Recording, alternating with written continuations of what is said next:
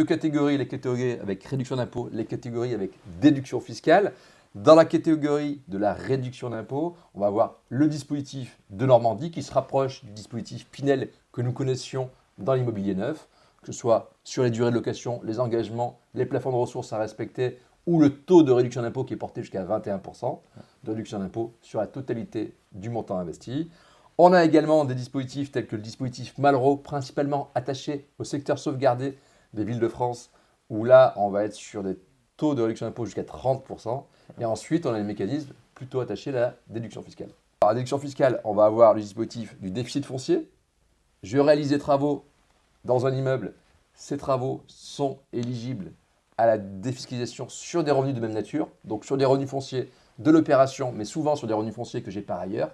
Donc j'ai déjà des revenus fonciers, je vais pouvoir les gommer grâce aux travaux que je vais réaliser, ce qu'on appelle le déficit foncier.